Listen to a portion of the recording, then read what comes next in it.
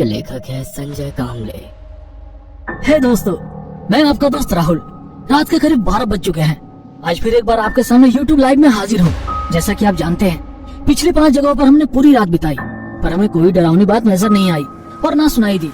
इसके साथ हमारा यकीन और ज्यादा मजबूत हो चला है कि भूत प्रेत आत्मा सब कुछ बकवास है, ना इनका कोई वजूद है, ना ये कहीं मौजूद है।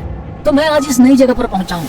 शर्त के मुताबिक हर बार की तरह यहाँ पर रात बितानी है। तो आप तैयार है न्यू एडवेंचर के लिए? तो चल।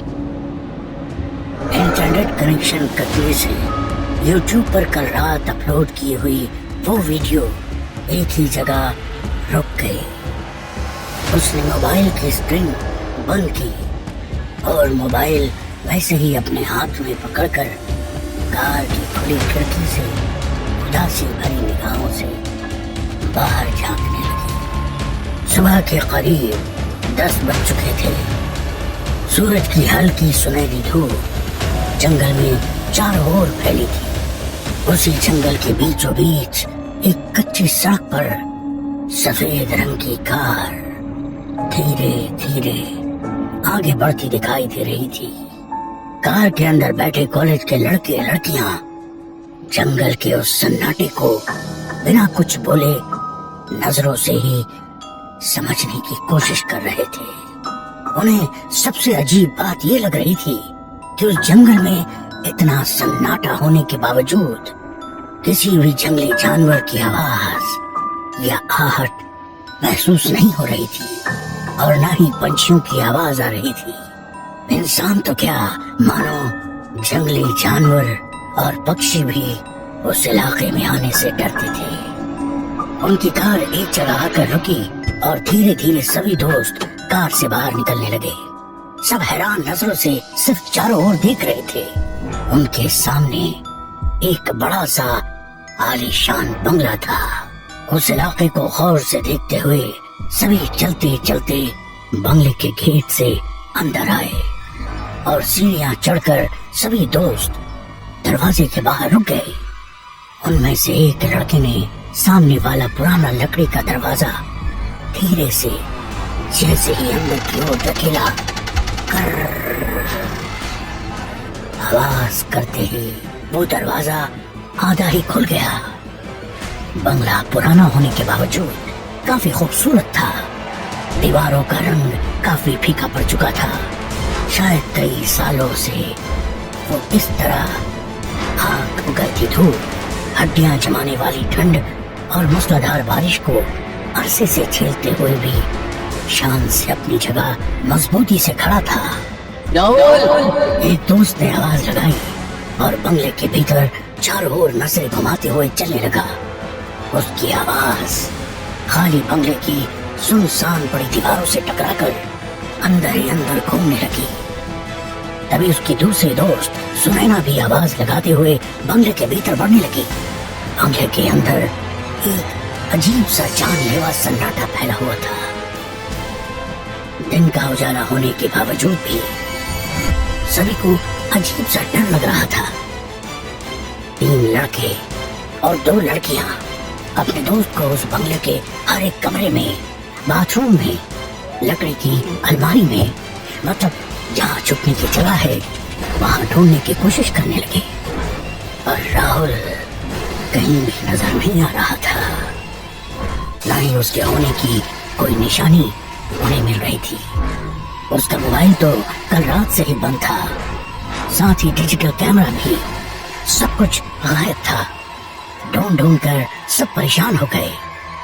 तभी राधिका को उस बंगले में एक अजीब सी बोझियत महसूस होने लगी और थकान के कारण उसे चक्कर आने लगा।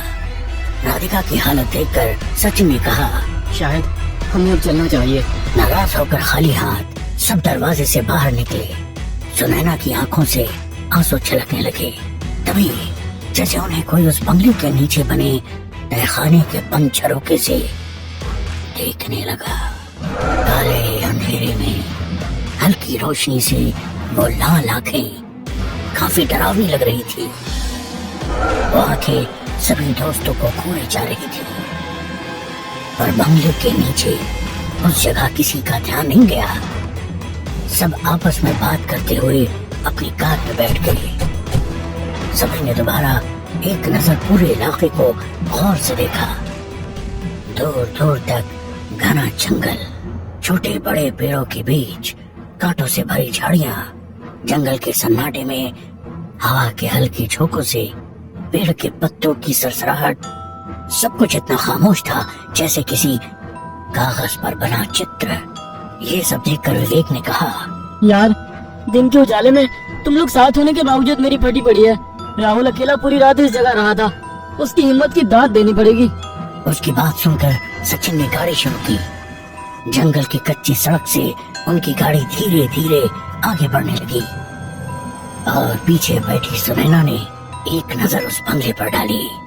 वो वीरान पड़ा बंगला कुछ ज्यादा ही अजीब लग रहा था और उस तहखाने से वो दो आंखें अभी भी सुनैना को घूरे जा रही थी। सर, हमारा दोस्त राहुल लापता हो गया है। सभी दोस्त पुलिस स्टेशन पहुंचे थे। विवेक ने थोड़ी डरी सहमी आवाज में इंस्पेक्टर साहब को बताया। गायब हो गया? मतलब? इंस्पेक्टर साहब ने शक भरी नजरों से सबकी ओर देखा।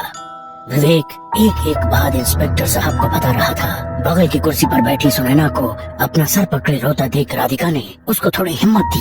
विवेक की सारी बातें सुनकर इंस्पेक्टर साहब अपनी कुर्सी पर थोड़ा पीछे सिरकते हुए छत पर धीरे धीरे घूमने वाले पंखे की तरफ देखते हुए मुस्कुराकर बोले, शर्त अकेले रात बिताने की शर्तें, वो भी ऐसी जगह जिसके बारे में हमें कोई भी जानकारी ना हो। इंस्पेक्टर साहब की बात सुनकर सब इस तरह से चुपचाप खड़े थे जैसे वे खुद को ही कसूरवार मान रहे हो। इंस्पेक्टर साहब ने दोबारा से सबकी तरफ देखा और हवलदार से कहा, हवलदार, इनकी FIR रजिस्टर कर लो। आप लोग जा सकते हो। अगर कोई जानकारी मिलेगी तो जरूर बताएंगे। सर, कुछ भी करके हमारे दोस्त को ढूंढ लीजिए। मैं आपके आगे हाथ जोड़ती हूँ। फिक्र मत कीजिए। वैसे राहुल के घर वालों को उसके लापता होने के बारे में जानकारी है? इंस्पेक्टर साहब की वो बात सुनकर सब गंभीरता से एक दूसरे की तरफ देखने लगे। नहीं, पर उसके घर वाले सुबह से हम सबको कॉल करके राहुल के बारे में पूछ रहे हैं। तो तुम लोगों ने क्या कहा? हमने कहा वो हमारे साथ नहीं है। अगर सच्चाई बता देते तो राहुल के घर वाले उसके लापता होने के लिए हमें ही जिम्मेदार ठहराते। वैसे भी उसके लापता होने के लिए तुम लोग ही जिम्मेदार हो ना? नहीं सर, हमने कुछ नहीं किया। उसने तो इंटरनेट पर इस बंगले के बारे में जानकारी ली थी। उसे भूतिया चैलेंज लेने की और ऐसी जगहों की पड़ताल करने की आदत थी। इससे पहले भी उसने कई बार ऐसी अजीबोगरीब जगह की पड़ताल की है। यूट्यूब पर आप उसका चैनल भी देख सकते हैं। बोलते हुए विवेक ने जेब से अपना मोबाइल निकाला। यूट्यूब पर वीडियो सर्च करते हुए इंस्पेक्टर साहब के सामने अपना मोबाइल रख दिया। ये देखिए सर। वीडियो में राहुल रात के अंधेरे में किसी सुनसान जगह चलता हुआ दिखाई दे रहा था। कोई पुराना खंडर या फिर बंगला नजर आ रहा था। अपने हाथ में डिजिटल कैमरा लेकर राहुल हर एक चीज रिकॉर्ड करते हुए आगे बढ़ रहा था। साथ ही वह उस जगह और वक्त के बारे में जानकारी भी दे रहा था। तो ये है तुम्हारा दोस्त राहुल। इंस्पेक्टर साहब की करारी आवाज सुनकर सभी ने हाँ में गर्दन हिलाई। सभी दोस्त नाराज होकर अपने अपने घर चले गए। किसी का भी अपने काम में मन नहीं लग रहा था। सुनैना सबसे ज्यादा दुखी थी क्योंकि राहुल और सुनैना एक दूसरे से बेहद प्यार करते थे।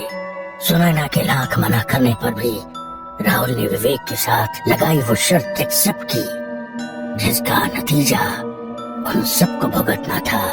राहुल के माँ बाप सुबह से फोन करके अपने बेटे के बारे में पूछ रहे थे, मगर उनके सवाल के जवाब किसी के पास नहीं था। रात हो गई। सुनैना गुमसुम सी डाइनिंग टेबल से सटी कुर्सी पर कहीं नजरें गड़ाए बैठी थी। सुनैना बेटा, क्या हुआ? पापा ने प्यार से सुनैना के सिर पर हाथ रखते हुए पूछा। तबीयत ठीक नहीं लग रही है पापा, मैं जाकर आराम कर लेती हूँ। बेटा, कुछ तो खा लो। भूखे पेट सोओगी तो नींद नहीं आएगी। भूख नहीं है पापा। सुनैना की उदासी भरा चेहरा देखकर माँ ने कहा, सुनैना बेटा, राहुल अभी छोटा बच्चा थोड़ी ही है। अपने दोस्तों के साथ कहीं गया होगा नए एडवेंचर की तलाश में। आ जाएगा वापस, तुम चिंता मत करो। माँ की बातें सुनकर सुनैना थोड़ी मुस्कुराई और अपने कमरे में चली गई। उसने अपने कमरे का दरवाजा बंद किया और फूट फूट कर रोते हुए अपने बेड पर लेट गई। रह रहकर उसे राहुल की याद आ रही थी। अब अपना मोबाइल लिया और राहुल को फोन करने लगी। पता था कल रात से ही उसका मोबाइल बंद है, पर दिल ये मानने को तैयार नहीं था। मोबाइल स्विच ऑफ था। मोबाइल बेड पर रखकर वो उसकी हाथों में रोने लगी। सब कुछ कितना अच्छा चल रहा था।